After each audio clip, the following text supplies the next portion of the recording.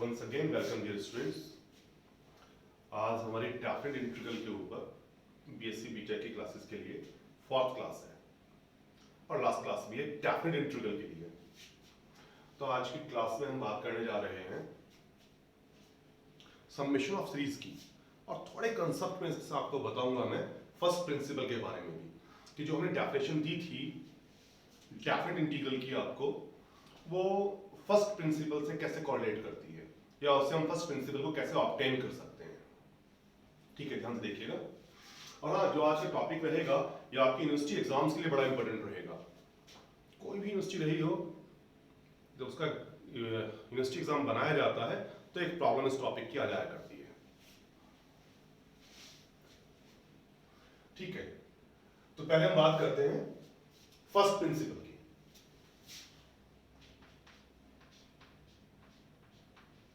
जो आपने 12th class में भी पढ़ा होगा, जिसे आप एबी इनिशियो मेथड भी कहा करते हैं और हिंदी लैंग्वेज से स्टूडेंट्स इसे प्रथम सिद्धांत के नाम से जानते हैं। ठीक है, तो जो मैंने आपको स्टार्टिंग के लेक्चर में डेफिनेशन दी थी डेफिनेट इंटीग्रल की, उस डेफिनेशन के अकॉर्डिंग सपोज करें हमारे पास कोई एक क्लोज इंटरवल है ए बी,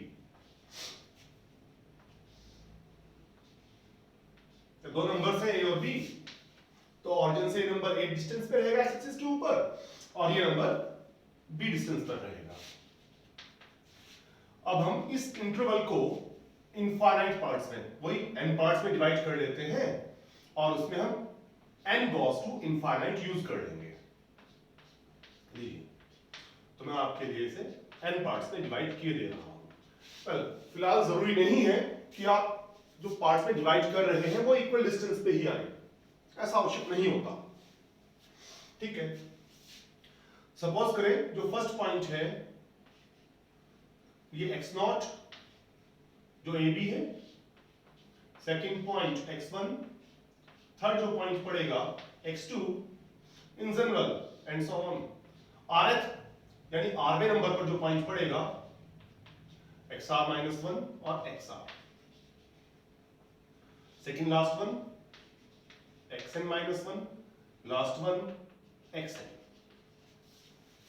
वेल, अब सपोज करें कि xrn-1 और xr पॉइंट कंसाइड कर जाते हैं किसी पॉइंट tr पर,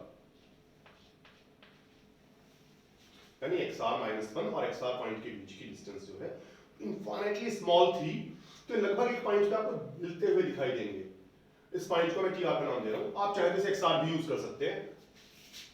लीजिए, मैं xr यूज कर लेता हूं।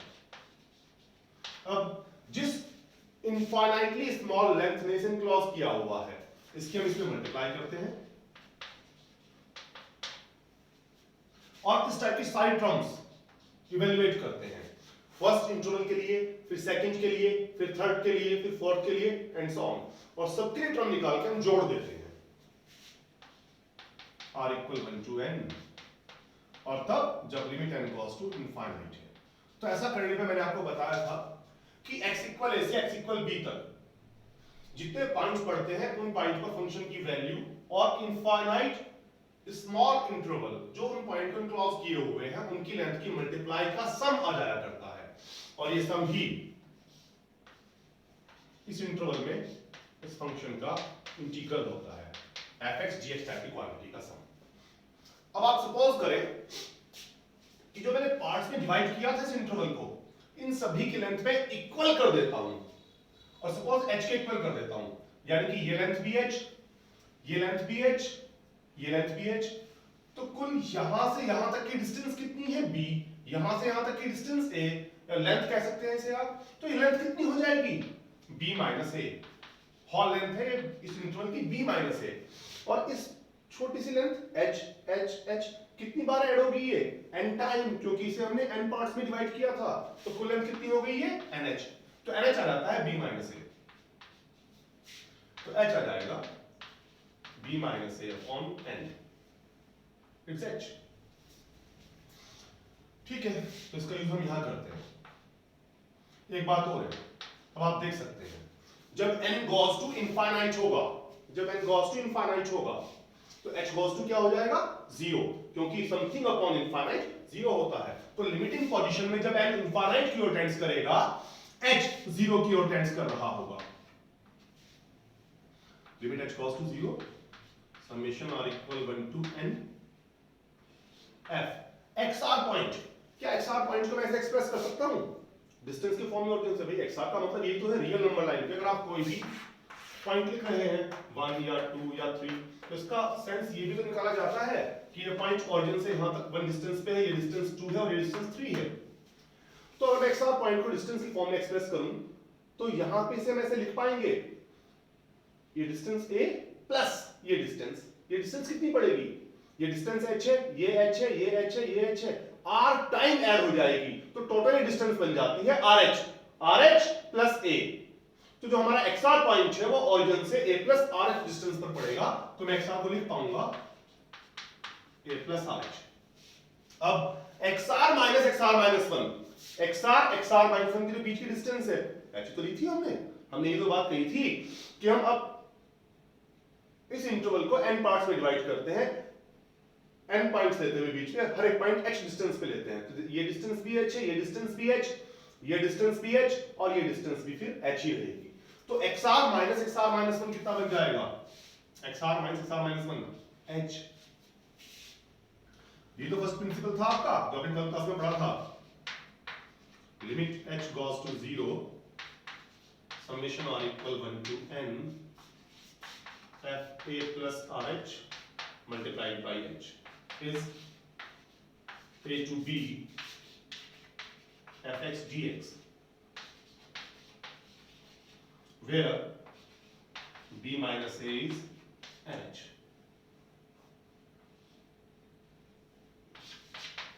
क्या मतलब मैंने आपको बताया क्यों है, जो 12th में पढ़ चुके थे आप। ये मैंने आपको इसलिए एक्सप्लेन किया है क्योंकि अब हम जो टॉपिक पढ़ने वाले हैं समेशन ऑफ सीरीज, इसमें इसका यूज होगा, तो आप ध्यान से देखते रहिएगा भी।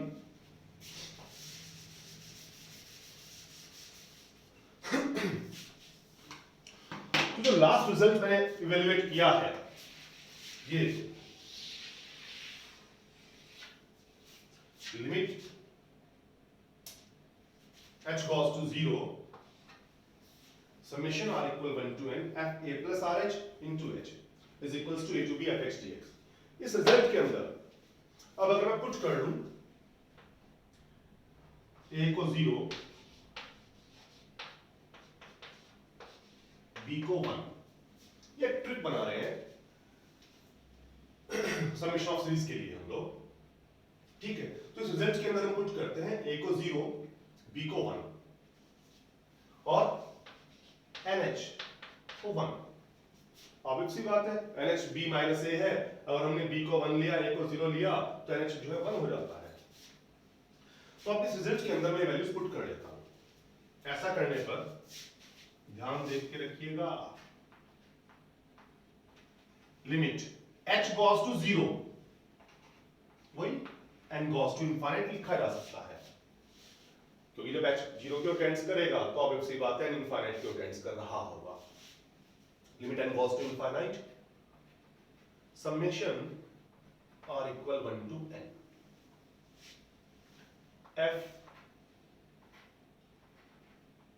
a 0 हो गया प्लस r h को लिखा मैंने 1 अपॉन n, h की वैल्यू 1 अपॉन n। अब ये क्या बन जाना चाहिए? इंटीग्रेशन a0 हुआ b1 हुआ fx dx, और सिंपल वे में limit n goes to infinite summation r equal 1 to n f r upon n into 1 upon n is integral 0 to 1 fx dx। That's it। अब ये result हम use करने वाले हैं, क्या? Limit n goes to infinite summation r equal 1 to n f r by n into 1 upon n convert हो जाएगा integration, limits 0 to 1 जाएगी, जहां r by n होगा वहां x आ जाएगा, 1 upon n बन जाएगा dx। अब हम इस रिजल्ट को ऐसे फार्मूला यूज करेंगे अपने लिए। एक बार फिर चेक कर लें मैं क्या बता रहा हूं।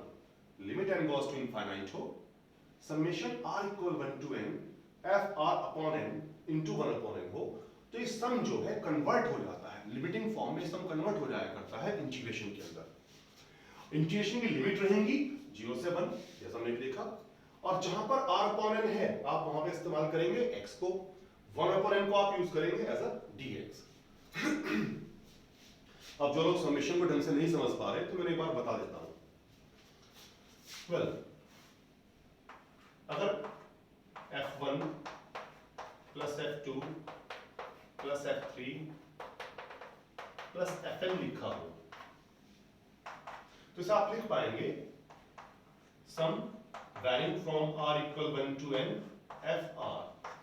इसका अर्थ क्या है, जहां पे r है आप पहले 1 पुट करेंगे प्लस प्लस आएगा, जहां पे r है आप वहां पे 2 पुट करेंगे प्लस, जहां पे r है वहां पे 3 पुट करेंगे प्लस, जहां पे r है n तक पुट करेंगे, summation r equal 1 to n fr होता है। चलिए ये तो बात हो गई कांसेप्ट्स की थोड़ी सी कि हम फर्स्ट प्रिंसिपल मेथड कैसे ड्राइव करते हैं अपनी डेफिनेशन से, और फिर हमने एक फॉर्मूला ड्राइव किया समेशन ऑफ सीरीज के लिए। अभी फॉर्मूला यूजफुल कैसे होगा, इसे अप्लाई कैसे करना है, उसके ऊपर हम बात करते हैं।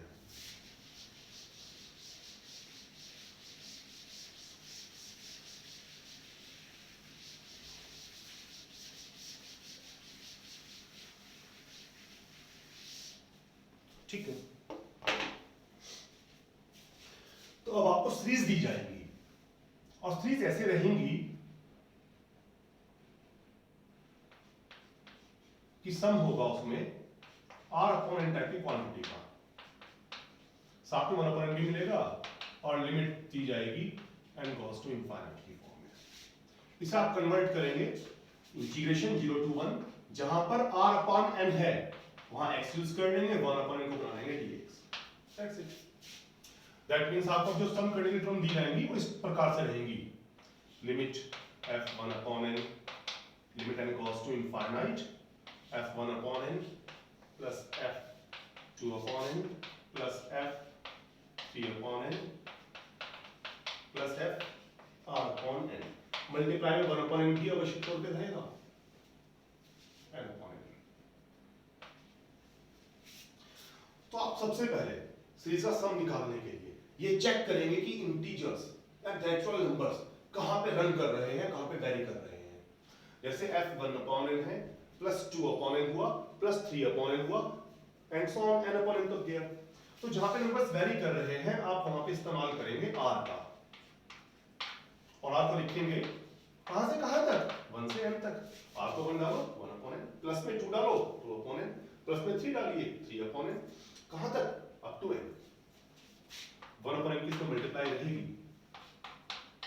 Limit n goes to infinite, और ये टर्म कन्वर्ट हो जाएगी इंटीग्रेशन के अंदर 0 to 1 fx dx। That's it. इसे हम इंटीग्रेट करके लिमिट डाल देंगे। फॉर एग्जांपल काफी सारे इसके ऊपर एग्जांपल्स हैं मेरे पास।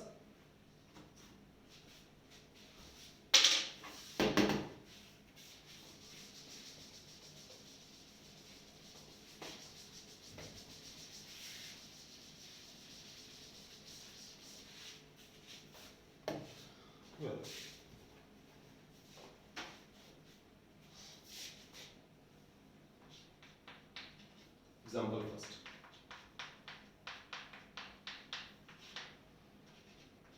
Limit n goes to infinite 1 upon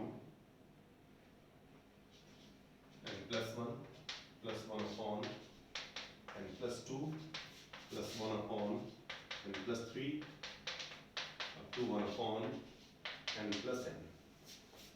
ये हमें इवैल्यूएट करना है।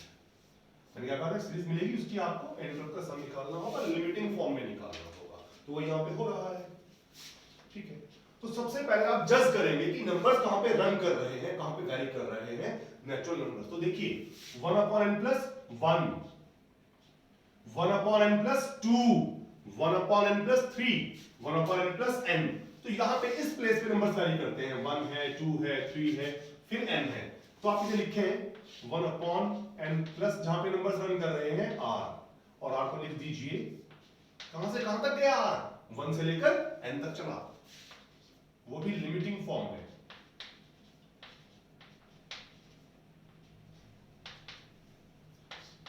तो limit n goes to infinite। Summation form में लिख लेने के बाद अब आपको क्या करना है, अब आप हर उस जगह जहां पर r है आप r अपॉन n तैयार कर लेंगे। कैसे? तो यहां पे मैं n को कॉमन लेता हूं, जब n कॉमन लिया जाएगा तो क्या आएगा 1 प्लस r अपॉन n। जब n कॉमन लिया उसे अलग से लिख दिया 1 अपॉन n। तो वही फॉर्म नहीं आ गया हमारे पास जिसकी मैं बात कर रहा था आपसे, limit n goes to infinite, limit n goes to infinite, summation r equal 1 to n, summation r equal 1 to n, f r upon n, यहां पे एक फंक्शन आ गया r upon n का, r upon n एक साथ appear होना अत्यंत आवश्यक है, अगर एक साथ नहीं है तो फिर आपसे इंटीग्रल में कन्वर्ट नहीं कर पाएंगे। तो आपको हर जगह जहां जहां पे r है आपको r upon n तैयार कर लेना है, मल्टीप्लाई में 1 upon n। क्या कहा था मैंने आपसे कि ये कन्वर्ट हो जाएगा इंटीग्रेशन लिमिट 0 to 1, जहां पर r upon n है वहां आ जाएगा x, 1 upon n बन जाएगा dx।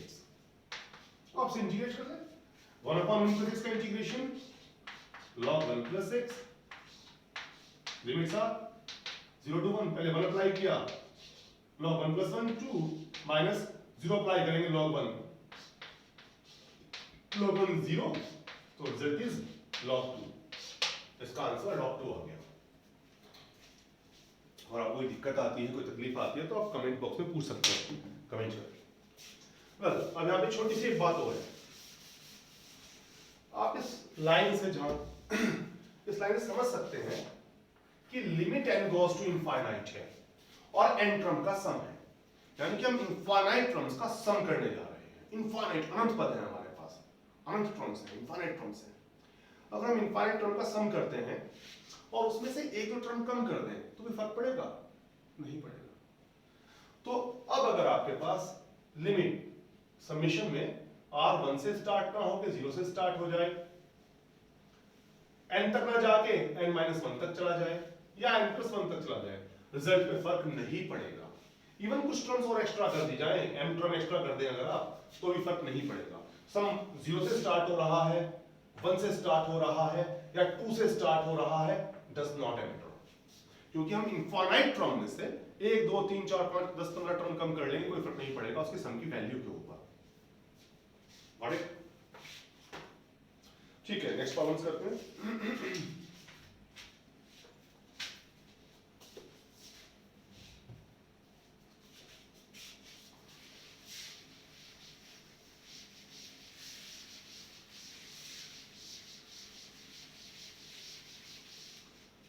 तो एग्जांपल सेकंड है हमारे पास, बड़ा simple.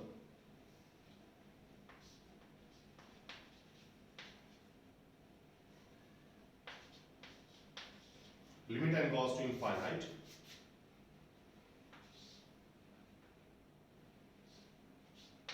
One upon n plus n square upon n plus 1 की cube plus n square upon cube of n plus 2 plus 1 upon 8n तक। इस चीज का सम निकालना है हमें limit n goes to infinite पर। ठीक है, फर्स्ट ऑफ ऑल तो आप इसे समेशन फॉर्म में ही पुट करेंगे ताकि हम उसे उस फॉर्म में लाके इंटीग्रल में कन्वर्ट कर सकें। तो इसके लिए हमें चेक करना होगा नंबर्स कहां पे रन कर रहे हैं। ऊपर तो n स्क्वायर फर्स्ट टर्म में नहीं है, तो फर्स्ट टर्म में अगर मैं आपके लिए लिखूं n स्क्वायर, नीचे n + 1 cube, n + 2 cube, n + 3 cube, इससे प्रीवियस टर्म क्या आनी चाहिए? n + 0 cube, next term n square upon n + 1 cube plus n square upon n + 2 cube plus last में आइएगा n स्क्वायर अपॉन, इसे मैं लिखता हूं n + n का cube, n + n 2n, 2n की क्यूब क्या आएगी 8n क्यूब, ऊपर से n स्क्वायर से कैंसिल करेगा तो n square upon 8n cube, 8n तो देगा। देखिए मैच कर रहा है ना पूरा रिजल्ट हमारा। अब आप जज करेंगे कि नंबर्स कहां पर रन कर रहे हैं। n स्क्वायर हर जगह शिफ्ट है, ऊपर फिक्स है, नीचे n + 0 cube, n + 1 cube, n + 2 cube, n + 3 cube, n + n cube, तो नंबर्स कहां पे रन कर रहे हैं? इस प्लेस पे 0 देन 1 then 2 then n तक। तो इसे मैं समेशन फॉर्म में लिख पाऊंगा limit n goes to infinite summation n square upon n plus r whole cube। और r कहां से कहां तक रन करेगा 0 1 2 3 n तक 0 to n। ठीक है, समेशन फॉर्म में तो आ गया। अब इसके बाद मैंने आपसे बताया था कि हमें हर उस जगह जहां पर r है r upon n तैयार कर लेना है। तो इसके लिए हम क्या करेंगे limit n goes to infinite summation r equals 0 to n। इससे हम n कॉमन लेते हैं। जब हम इससे n कॉमन लेंगे तो बाहर उसकी क्यूब आएगी क्योंकि इसकी होल क्यूब थी 1 plus r upon n whole cube. n common लिया उसकी क्यूब बाहर आया n क्यूब n स्क्वायर ऊपर है। तो रिजल्ट में क्या बच जाएगा limit n goes to infinite summation r equals 0 to n n square n cube cancel 1 upon n 1 upon 1 plus r upon n का होल क्यूब। देखिए वही फॉर्म नहीं आ गई हमारे पास limit n goes to infinite sum varying from r equals 0 to n a function of r upon n। r upon n का function है साथ में 1 upon n है। तो किस में कन्वर्ट होगा इंटीग्रेशन लिमिट्स आर 0 to 1 जहां पर r upon n है वहां पर रिप्लेस हो जाएगा x 1 upon n बन जाएगा dx। तो इसका इंटीग्रेशन क्या आएगा 1 upon n plus x cube बड़ा सिंपल है 1 upon 1 plus x square minus 1 upon 2। अब इतनी उम्मीद तो मैं आपसे करूंगा कि आप इंटीग्रल जानते होंगे। वेल अब लिमिट अप्लाई करते हैं माइनस 1 upon 2 1 अप्लाई किया 1 plus 1 2 2 का स्क्वायर 4 माइनस 0 अप्लाई किया 1 plus 0 1 1 upon 1 1 1 by 4 minus 1 minus 3 by 4 minus पहले भी है 3 by 4 2 3 by 8 that's it। चलिए कुछ प्रॉब्लम सॉल्व करते हैं इसके ऊपर हम। और इसके लिए आप कोई भी बुक इस्तेमाल कर सकते हैं। मैं तो रिकमेंड करूंगा प्रगति publication.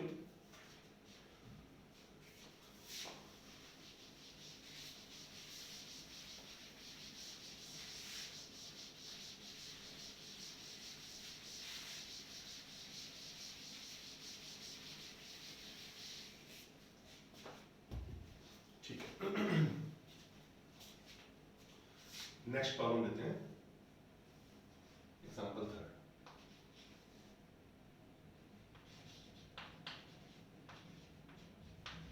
Limit n goes to infinite n upon n square plus n upon n square plus 1 square plus n upon n square plus 2 square plus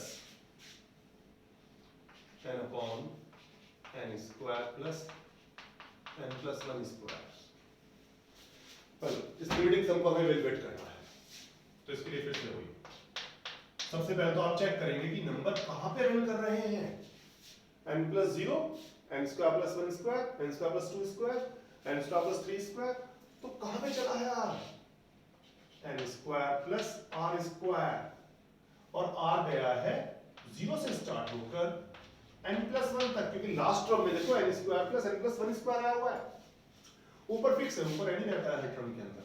तो देखो आप r को 0 पुट करो n upon n square first term आ जाएगी 1 put करो n upon n square plus 1 square second term आ जाएगी 2 पुट करो n upon n square plus 2 square third term आ जाएगी and so on. Last term में अगर आप r को n plus 1 डालेंगे लास्ट टर्म आ जाएगी आपके पास।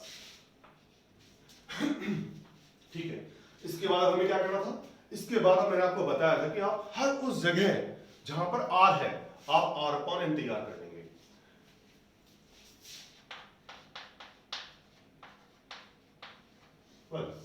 इसके लिए मैं नीचे से n स्क्वायर कॉमन लेता हूं 1 plus r upon n square बन जाएगा n स्क्वायर आएगा ऊपर n है ये बचेगा 1 upon n। देखिए वही फॉर्म आ गई हमारे पास limit n goes to infinite summation r equals 0 to n हो या n minus 1 या n plus 1 क्योंकि इनफाइनाइट टर्म में एक कम या ज्यादा का तो महत्व ही नहीं है। There is no importance of one और टू एक्स्ट्रा टर्म और less term, limit n goes to infinite। अब ये किस पे कन्वर्ट होगा?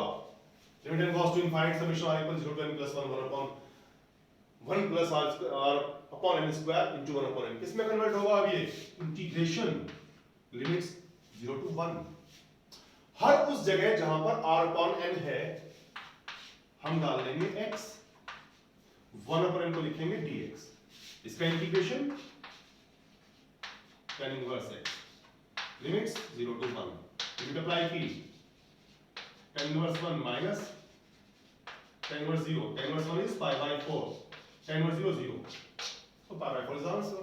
बहुत आसान क्वेश्चन है इसके ऊपर, तो आज के ऊपर क्वेश्चंस ट्राई करेंगे। आई थिंक इस पे आपको 15-20 क्वेश्चन एग्जांपल मिल जाएंगे अपनी टेक्स्ट बुक्स के अंदर, जो भी टेक्स्ट बुक्स आपके पास होंगी आप उनसे सॉल्व कर सकते हैं, ठीक है। तो अब अगला लेक्चर बड़ा इंपॉर्टेंट होने वाला है। नेक्स्ट टॉपिक अब हमारा रहेगा मल्टीपल इंटीग्रल। बड़ी दूर तक पीछा करेगा ये आपका, बहुत ही इंपॉर्टेंट टॉपिक है उन स्टूडेंट्स के लिए भी जो आईआईटी से एमएससी के लिए एग्जाम का एंट्रेंस देने जा रहे हैं या भविष्य में नेट एग्जाम देने जा रहे हैं या फिर एमएससी मैथमेटिक्स करते हैं, इवन मैथ्स की फील्ड में कुछ भी करना होगा, फिजिक्स में भी, तो टॉपिक आपका पीछा करेगा।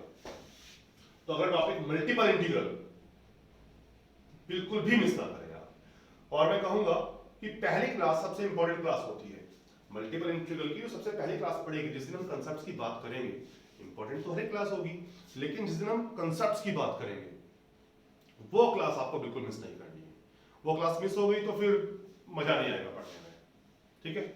Till then bye.